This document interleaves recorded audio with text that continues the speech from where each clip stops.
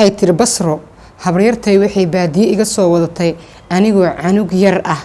oo 5 sano jiro taqayulay tiri ama dib u fiiri 5 jir lagu bilaabay shaqo ee ilaa 17 iyo 16 ay ka soo gaartay lagu shaqaysanayay intaasna Soomaaliya lagu noolaa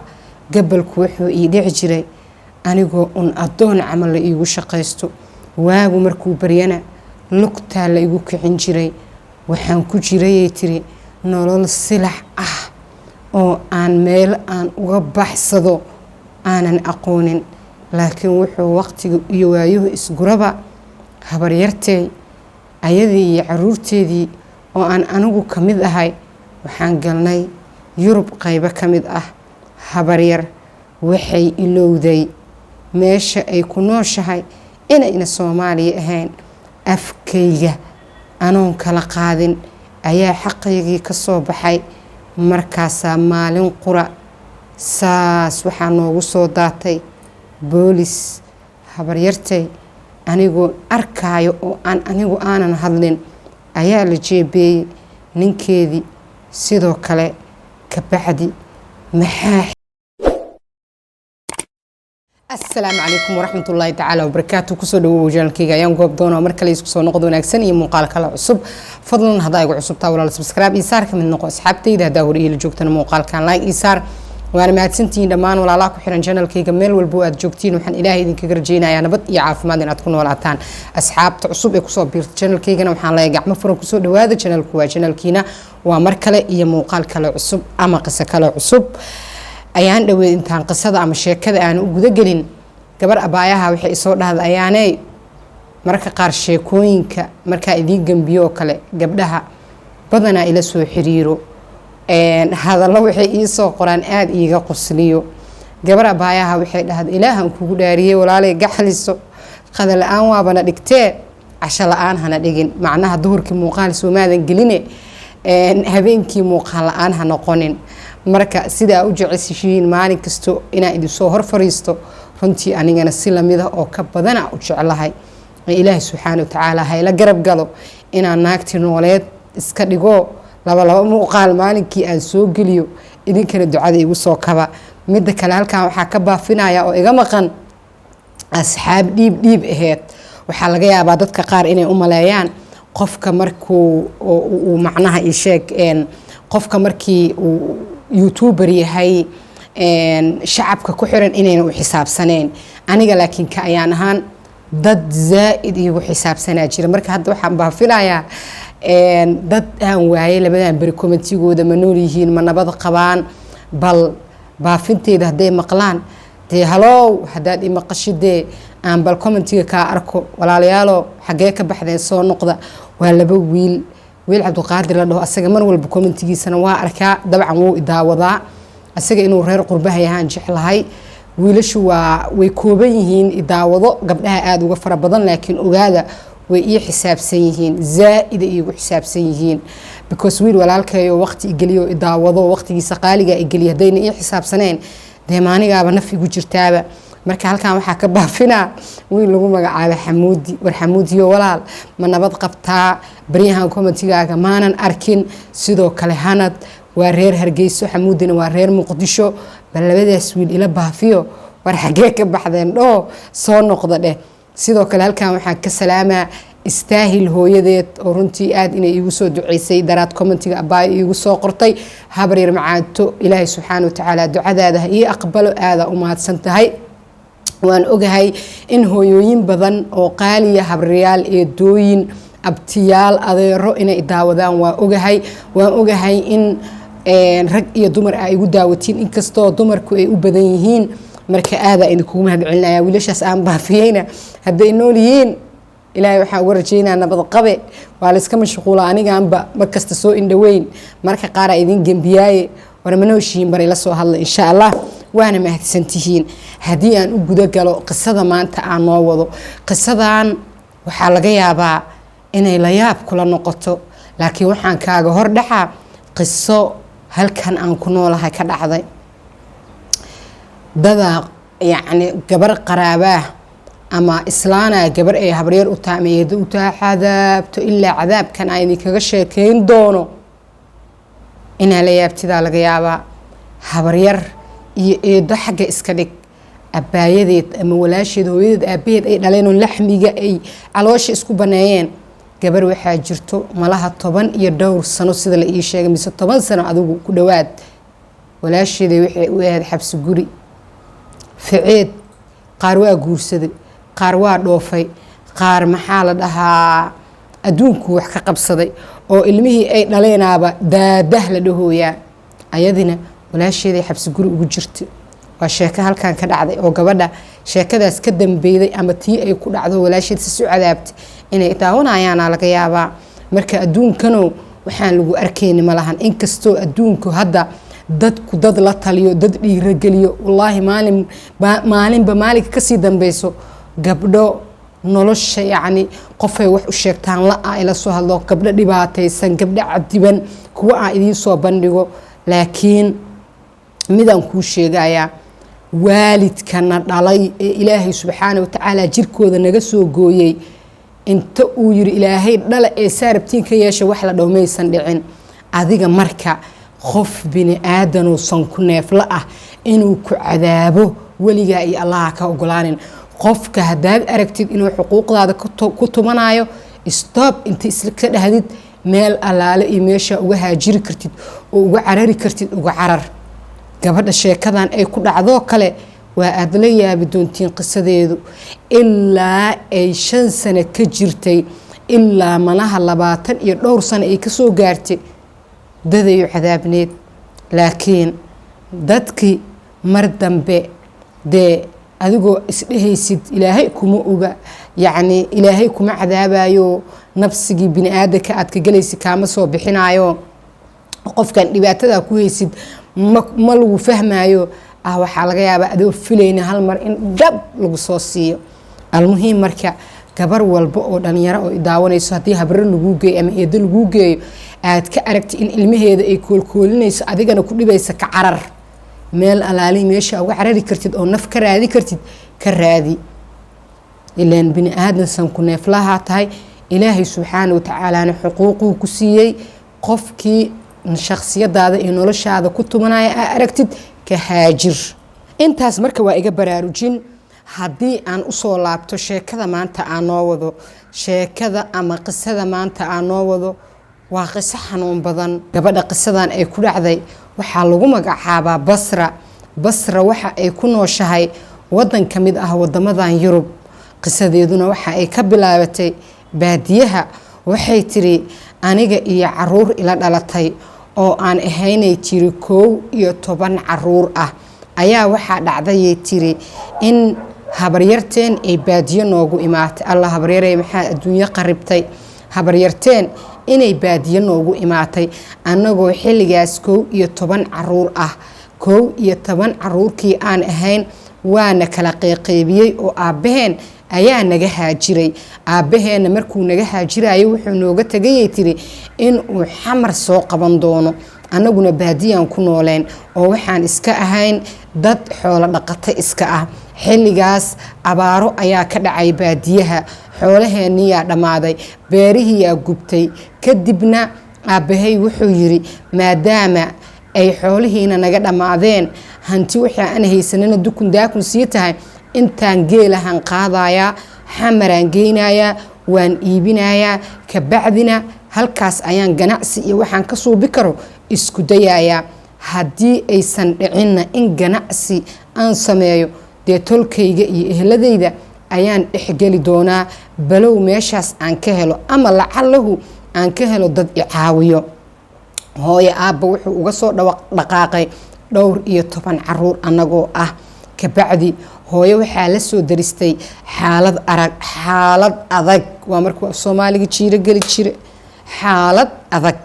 taasaa marka waxay sababtay in islaan habaryar ah inay baadiyaha imaato baadiyaha markay habaryar imaanaysana waxay u imaatay markii anaga abaaro nagu dhacday ayeeyadeen oo hooyo ay haysay inay ka wadato ayeeyana xilligaas waa ay xanuunsaneed marka waxay tiri ilmahan waxaan ku geynayaa xamar qaar waxaan kala sii doonaa walaalo kale oo hooyo la dhashay aniga marka habaryartan waxay tiri midaan basro ah aniga isii aniga marka ilmaha dhexdhexaadka ayaan ahay markay tiri ilmaha isii ayay hooyo waxay tiri waxaan ka jawaab sugayaa ninkii dhalay oo amar la-aan ilmahan ma dhiibi karo ee haddii aabahood uu soo hadlo ayaan ilmaha haddii ay suurtagal tahay inaan dhiibi doonaa laakiin aabahooda aanan ogeyn dee amar la-aan ilmahan xamar uma diri karo habaryar waxay ku qasbanaatay inay jawaab aabbe inta laga helayo ay sugto laakiinse baadiyihii ma aysan joogino gobolada ayay hoyeeyo usoo waday halkaasay kula nooleed habaryartan waa naag dhaqaalo bimacna alkelima iska haysato dan waxaa dhacday aabbaheen wuxuu soo fadhiisi jiray meel tuulo ah oo macnaha anaga baadiye fogaan degnayna meel taar loo aado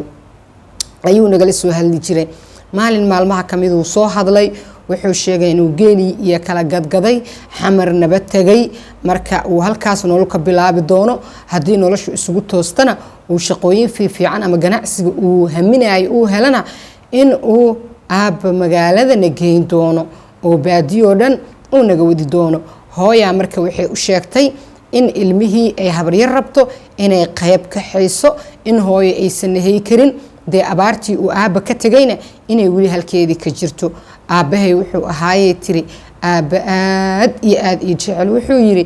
basro ha iga dhiibin ilmaha intooda kale midaa rabtid dhiib markaas hooyo waxay ku tiri sabab basro waa qof aanan cadkeeda gooso karin waa masaakiin haddii maanta dhan la dulminaayo oo jirkeeda lagu tumanayo oo sidii la rabo laga yeelanayo waa qof aana cadkeeda dhacso karin ha iga dhiibin markaase waxay ku tiri basro ayada waxaa wadanayso walaashay laxmiya dee waa hooyo aanan naas lahayn bal u fiirso marka walaashay way dareemi doontaa aniguna waa ka dardaarmi doonaa marka saas u ogow waa lagu qasban yahay in basro habaryarteed la siiyo adigu aabbaheeyoo diidan oo aan raalli ka ahayn ayaa sidii habaryar la igu siiye markii habaryar la isiiye walaalahayna qayb kale ayagana la kala qaybiyey oo islaamo kale oo habaryaale loo geeyey ayaa waxaa dhacday aniga ka basra ahaan aniga ka basra ahaan in habaryartii ay isoo wadatay waxay i keentay magaalo ayadu markaas ay ku nooleed jawi magaalo ayaan soo galay waxaana imiday tiri qaybo ka mid ah magaalooyinka Soomaaliya ku yaala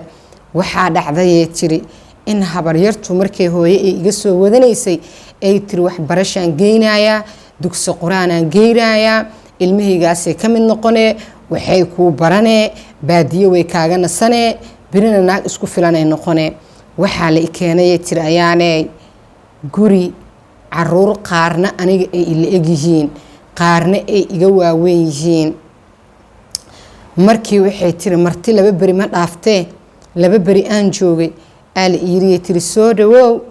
guriga shaqada dhinacaaga ka gal gabar guriga laga dhalay noqo dee barasho wanaagsan mininkaaga waaye xaan ahayay tiri 5 sano dadka qaar waa ay la yaabayaan 5 sano macnaha shaqada loo diraayo shaqo waaweyn ma aha laakiin waxay tiri anigoo 5 sano jiro kan soo qabo kan yeel bilaabatay tiri waa 5 sano dadka qaar inay la yaabaana laga yaabaa sida gabadha qisadeedu ay tahay waxaa lagu soo watay 5 sano 5 sano anoo jiray tiri oo ilmo yar ah ayaa waxay tiri waagu wuxuu ii baryaa ayadoo waxaan soo qabo meeshaan yartaa xaaqin mari kan yeel shaqo waaweyn awood maba u lihiyay tiri laakiinse canugan tuunjiga saar waa canug waxay tiri markaas ama 2 sano jiro ama 3 sano jiro maxaan ka weynahay 2 sano adigu waxay saas ahaataba waxaan soo gaaray 8 sano 8 sano anigoo jira ayay ii bilaabatay shaqadii dhabtaaheed dugsi la igeeyay tiri iyo iskuul la igeeyay tiri iskaba ilow adigu waxaa dhacday tiri markii 8 sano aan gaaray oo aan aqliyeystay ayaan habaryar waxaan ku iri habar yar maa dugsi igeysid aaway dugsigii la igu soo watay dhegtana mar walba qof walba oo baadiyaha ka imaado wuu iigu shuu jiro intaa wax ka barane waxaa lagu soo watay dugsi beri markaa weynaatidaa lagu geynaa beri dambaa lagu geynaa ayaa la idhihi jiray tiri adigu ugu dambeyntii 8 sano markaan gaaray waxaaba ii bilaabatay shaqadii rasmiga ahayd habaryartaan marka weli waa qof yar oo ilmo dhasho oo aan yacni ilmo goyni sida hooyaday oo kale macnaha hooyaday ayada markii la fiiriyay tiri waa labada oo isku xigo hooyaday anigaba maadaama aniga 5 sano anigoo jiro ay soo wadanaysay ilmo way iga yaryaraayeen tiri laakiin badankood adigu ilmaheena 10ka dhexdaan isaga jiray adigu 6 camal ma tiri 7 camal way iga weynaayeen 3 iyo 2 miyaa wax saasa miyaa mise 4 miyaa ha 3 adigu camalna way iga yaryaraayeen adigu ka baxdi waxa dhacday tiri markaan 8 sano soo gaaray habaryarna ilmo ciisa ay dhalayso ayaa waxa ii bilaabatay waagu markuu bariyo shaqada aan bilaabo goorma la iska ciyaayay tiri aalaasay marka diiqo dhudhudhudhud uu dhahayo ayaa la iska ciyaayay tiri oo shanqaraha shimbirtu waaguna zaaid u iftiimin oo shanqaraha shimbirtu sidii qof salaad subax oo kala dukaaya camala ayaa aniga la ijfaahay tiri 8 sanaan jira karliga dabka saar banaanka soo xaaq inta biyo ku bilbil ilmaheedu waa ay hurdaan qaar waxaa la kicinahay tiri 2 saac 3 saac qaarna waaba ay iska hurdaano midba markuu rabo iska soo kacaa laakiin anoo 8 jirahan xilligaas kacaa gabalkuna wuxuu ii sii dhacaa anigoo dhugtas ku haayo oo shaqaynayo adigu ka baxdi waxaa dhacday waxay saas ahaataba oo aan shaqada subaxii ii bilaabato habeenku anigoo dhug leh uu gabalku ii dhacaba oo alisay lugta la igu kiciyo oo habeenkii markaan sii jiifanayana anigoo daalan oo hoolle sida la iigu hay sii hooyanaya oo laga yaabay markii la isira alla ilaahay guriga hoolmaba ku harinba aan sii hooyanayo aan haddana waxaan gaaray 13 sano anigoo 13 jir ah waxaa imaatay habaryartay ayaduna hooyaday la dhalatay oo baadiyahaas deganeed markay imaatay waxay tiri naa walaale gabadhan qurux kaliya agtaada ku noqoto waaba midaan kushkushta naaheedhe markaad hiblaaye gabadheeda soo wadanaysa anaaba tayda ku sii lahaayo tan karoone waxaa iigu sheegi weysma ogey tiri silca aan ku jiro markaasay tiri ala gabadhaydan basra quruxa ayadaan macnaha ku ogaa inay tahay iska maskiin oo aabeed xataa sahal waa igu sii waaye ayaduna waxayba moodahay tiri nolol kaala araga inaan ku jiro ka baxdi waxaa dhacday hooyaday marka waxaa la siyaayay tiri dhaqaalo oo sida qof shaqaalaha camal ayaaba hooyaday dhaqaale loo tuuraa ka baxdi waxaa dhacay tiri basro anigoo markaan 12 sano jiro oo sidii la iigu shaqaysto oo aabahay indha damba aanan saarin oo hooyaday indha damba aanan saarin oo telefoon inaan ka maqlo xataa mararka qaar aysan dhici jirin ayadoo hadlayso waxaa dhacday ninkii habaryartay qabay in uu baxay xaguu aadaa wuxuu aadaa wadamadan Yurub wadan kamid ah xilligaas qofku haduu Yurub aado inuu familkiisa wato oo kaxeeyo inuu asagu sharci helo waxay ku qaadan jirtay waqti aanan sidaa u sii badnayn oo dhaqsi ah ka baxdi waxaa dhacay tir basro habaryartii ninkeedii u baxay dhaqaale yeelatay nolosheedii isbedeshay nolol kaala arag ah oo yacni nimco iyo adduunyo ah isugu toostay dhahday dan waxaa dhacday in abtigii oo habaryar qabay uu dacwo noo bilaabay aniga marka waxaa la idhahay dacwada sida la ii baraayay macnaha in hooyaday ay tahay qof yacni dhimatay oo habaryartaan ii korsato wayba ii korsato 5 sano igu soo wadatay aniguna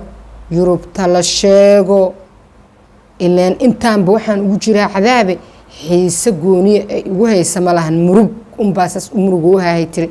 waxaan leeyahay tiri baadiyihii maalina horta waxaan eriyay tiri habaryar baadiyaha ma isaga kay dirtid ani baadiyaha ii roone oo hooyo maan aad markaas tirnaa Yurub aade oo hooyada u shaqeynay oo nolol kaala aragaa gali oo nimco saasahaad gali naayaa waxay tiri noloshaadaa bedelmaysa okay yaan eriyay tiri adigu ka bacdi waxaa dhacday in wixii waqtigu uu isguraba in nala geeyey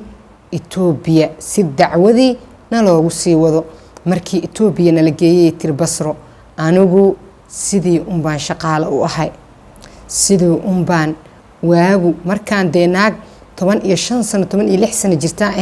sidii baa waagu markuu baryana shaqada u qabtaa gabalku markuu dhaxana shaqada u qabtaa hal wax haduu gurigaas ka qaldamo hal anug haduu qalad sameeyo aniga u maqan kab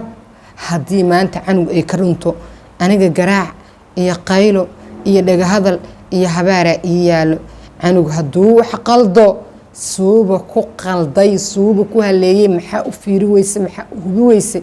ayaa meel iyaalay tiri anigu markay dadka kala hoydaan waa ooya waa baroorta habeenada qaar waxaa dhacayda jikada markii la aaday Itoobiya waxyaabahan hormaray